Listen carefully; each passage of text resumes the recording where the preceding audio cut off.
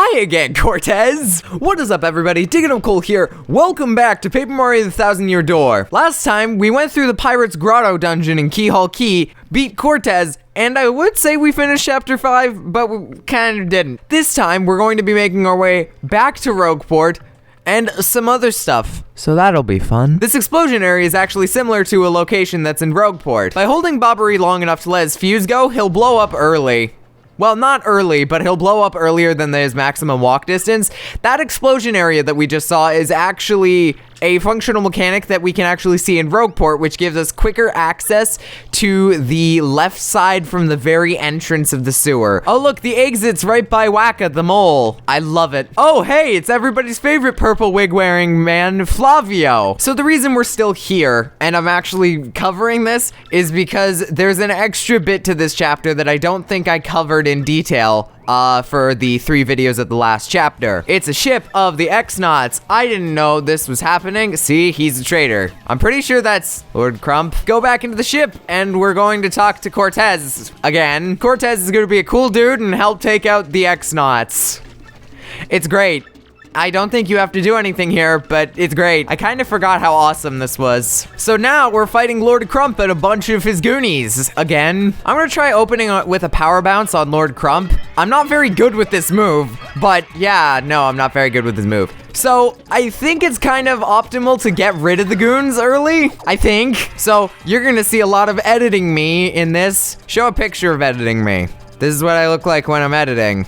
I turn into an arrangement of pixels rather than a voice coming from nowhere. Since we're fighting Lord Crump, I guess I can go back into an earlier tutorial-ish mode for this. In the Lord Crump battle you do at the beginning of the game, it actually teaches you a little bit about using the A button and B button to block or reflect attacks. Not once in this game have I ever properly reversed an attack. I should be able to take out Lord Crump at the end of this. I think when you take him out, his entire troop just goes away.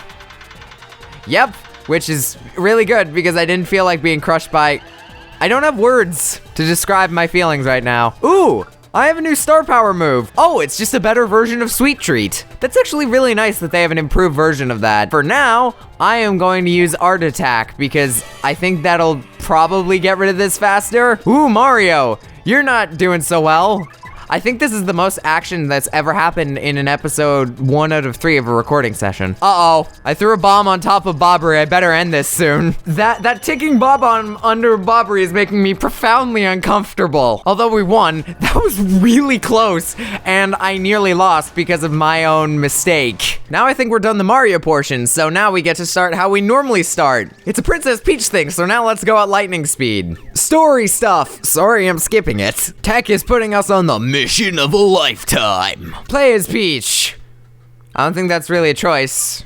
Oh wait, yes it is. You can hit the power button instead. Up the elevator. Left. Green door. It's time to learn chemistry. It's puzzle time with beautiful music. So we have 4 potions and a memo. This memo will give you hints on how to solve it. However, I will give you the solution. So why bother reading them? Oh, you actually have to press the buttons when the beaker's under them. I did not know you had to do that. Now I have to count for 30 seconds. I think I did it. I think. Let's hope. I thought the potion turned my head into a beaker for some reason. Now we're invisible, which is always fun for playing a game. Oh, that shadow shouldn't exist. Time to go to Grotus's room and confuse everybody. Wow, this is really, for lack of a better word, swanky. Get the data discs. Use a computer. Put the disc back. Back to green light. Drink the green potion. And now we're done. Wait, return to tech. And now we're done. I think it's Bowser time now. When you say it with that much confidence, you know it's true. As per usual, Bowser is 1 step behind Mario. And by 1 step, I mean 2. Oh wait, I know exactly what's going to happen. Never mind, we're fine. Oh no, the super bomb is being used. Oh wait, it's a dud. Oh, that wasn't smart. Okay, now that we're done with the Bowser stuff, we're going back to Mario. Who says my series is formulaic? Everybody, but that's not the point. Don Pianta's daughter and ex-henchmen are staying at the island together. And the reason I say this is of importance is because I think we need to talk to Mob Boss again. So now that we're back in Rogueport, before we do anything productive, because of course, Hi, Luigi. I wanted to point out that there's some boat ports in Rogueport. Now, I won't go through all of them quite yet unless I decide to do that, in which case, scratch that.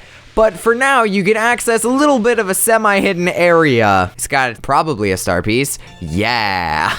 Is there anything else we can do here? Ooh, there's also a chest. HP drain. The power rush badges actually aren't bad. I'll get one because I don't know where to get one. And I'm also gonna get one for my ally because I don't know where to get them and I don't know if you can get them anywhere else. I think for now, I'm going to equip Defend Plus, even though I could equip a bunch of other slightly weaker badges.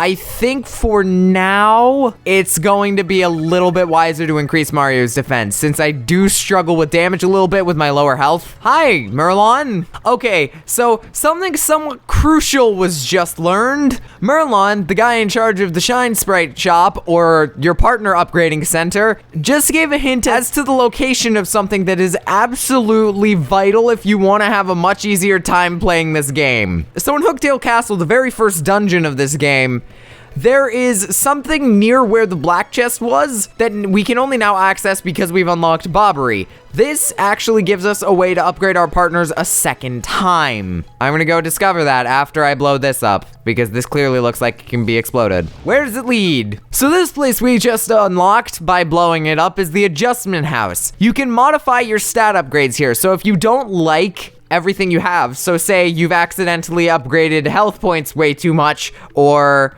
you're just not happy with your stats and you want to change the way you play, you can come here and change the stats you gain from level ups. So if you want to focus more on badges, you can do that. If you want to focus more on health, etc. and etc. So near the room with the black chest, unfortunately not in. Yes, I've gone all the way back to Hooktail Castle to do this.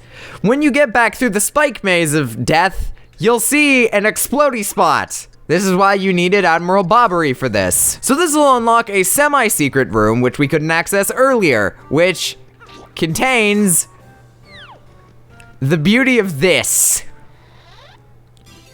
Up arrow. Now we get to go all the way back to Rogueport, yay. Okay, now that we're back in Rogueport and have the up arrow, we're gonna talk to Merlon and give him the up arrow. Because why would you give it to anybody else? So with this, we can now actually get our partners to their maximum potential, as opposed to having a slightly weaker partner as we did earlier.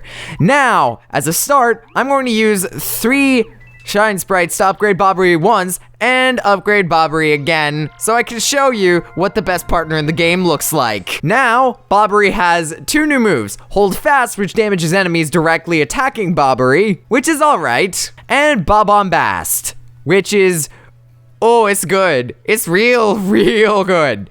And in case you didn't see that, look at Bobbery's health. The next person I'm gonna be upgrading is Zale, because that's simply for convenience sake, because Zale is the fastest form of transport I can find. And as one last upgrade, because this is all I can upgrade now, I'm going to upgrade Vivian one more time. So now we have 2 new partners that are pretty amazing. Vivian now has, well, first of all, Fiery Jinx, which isn't really new, but it sets all enemies most on fire, and it has Infatuate, which can confuse all enemies. Also, 30 health is not bad. Same thing with Yoshi. Yoshi's got 30 health. We know about Mini Egg already, but Stampede, oh, it's just so fun to watch. So now that we've done that, there's one more thing I want to check before I actually get productive. So over here in the quest house, I haven't gone here for a very long time. I'm looking for the quest from T.T.Y.D. She's looking for a legendary cookbook. So I think I actually have this book already, and I think I got in chapter 4. I've never actually shown off Zest's place before, because I've always taken a very aggressive stance towards Zest. So I was right, this is from the Creepy Steeple. So that on the table is our reward, and beyond that, we actually have a little bit more stuff we can do. For now, I might want to drop and or sell something.